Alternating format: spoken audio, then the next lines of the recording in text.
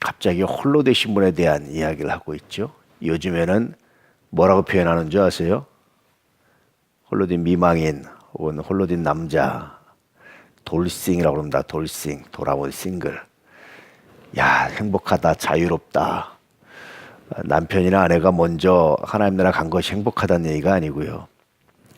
본인이 제2의 또 다른 기회, 이렇게 긍정적으로 표현하는 겁니다. 그래서 돌싱 뭐 이런 말을 하죠. 돌아온 싱글 이런 말을 하는데, 성서는 이 참 과부에 대한 이야기가 뭐냐면, 옛날엔 여자분들이 직업을 가질 수가 없었어요. 지금처럼 복지가 잘 돼 있는 것도 아니고. 그러다 보니까 남편이 먼저 가시면 거의 정말 가난한 생활, 집안에 유산이 많지 않는 한 가난한 생활을 했어야 됐어요. 힘든 삶을 살아야 됐어요. 그래서 성서는 가장 약하고 힘든 존재 중 하나를 이제 홀로 되신 분, 특히 남자들은 그래도 좀 괜찮죠. 직업을 가지시고 사회생활을 할 수 있었으니까. 여자분들에 대한 이야기입니다.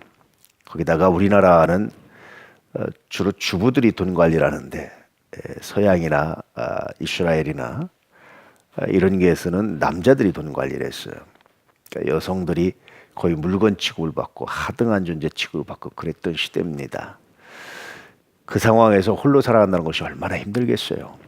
얼마나 두렵고 떨리고 어렵겠어요. 그래서 단순히 홀로 되신 미망인을 말하는 것이 아니고 가장 사회적으로 약한 자, 약자에 대한 이야기입니다. 그를 돌보도록 가르치는 것이 얼마나 귀하고 아름다운지에 대한 그런 말씀이에요. 존대하라. 굉장히 놀랍죠. 사회적으로 이렇게 약자를 존대한다. 이 당시는 이런 개념이 없었어요. 근데 성서는 그렇게 가르치죠. 왜냐하면 언제나 성서는 사람 자체를 중시해요. 그가 가지고 있는 학벌, 그가 가지고 있는 돈, 그가 가지고 있는 능력, 그가 하는 그런 것들 이전에 사람 자체를, 생명 자체를 존귀 여기고 귀히 여기는 것이 성서의 가치고 사상입니다. 이런 관점으로 오늘 말씀을 보셔야 돼요.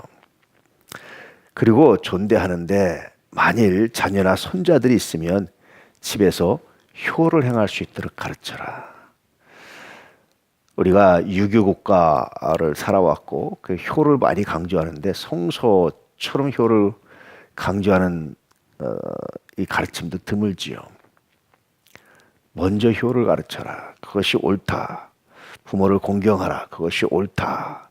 그런 자에게 하나님께서 장수의 복을 주시고 약속 있는 첫 계명이고 등등등 많은 말씀을 하고 있는 거예요. 그러면서 이것이 하나님 앞에 받으실 만한 것이다. 하나님이 정말 기뻐하시는 것이다. 그런 뜻입니다. 그런데 그 중에서도 참과 거짓이 나눠진다는 거예요. 참 과부라고 나오는데, 이런 사람은 하나님께 소망을 두어 항상 기도와 간구와 기도를 하는 사람이다.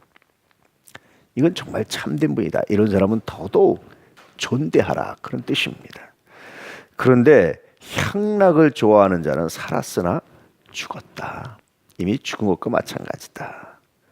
세상 향락을 좋아하면 이렇게 된다. 그래서 오늘 말씀은 아니지만 또 다른 성서는 물론 뒤에 나오지만, 참 과부로 누구를 생각할 거냐. 60이 덜 되지 아니한, 이 당시에 60이면요 거의 평균 수명을 넘어선 거예요.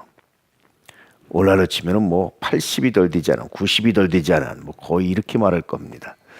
그런 분, 그동안 그렇게 꾸준하게 기도와 간구로 살아낸 분, 이분들은 정말 존귀 여기고 교회에서 존경하고 공경하고 그렇게 하라고 가르치고 있죠. 그러면서 7절에 내가 또한 이것을 명하여 그들로 책망받을 것이 없게 하라. 이것은 홀로 되신 분에 대한 존경임과 동시에 그 홀로 되신 분들을 교회에서 어떻게 선대해야 되는지, 어떻게 존대해야 되는지에 대한 가르침입니다. 이 두 가지를 가르쳐서 책망받을 것이 없게 하라. 그렇지 않으면 책망을 받게 될 것이다. 그런 뜻입니다. 오늘 우리에게 주변에 있는 가장 약한 자가 누굴까?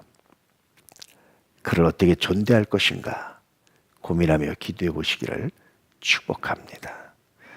또 그 약한 자는 나의 약함을 통해서 내가 뭘 할까? 기도와 간구를 잊지 않는 그런 은혜가 있기를 축복합니다. 그래야만 비로소 책망받을 것이 없는, 그래야만 비로소 하나님이 기뻐하시는 정말 놀랍고 거룩한 삶이 된다. 그렇게 말씀하고 있죠.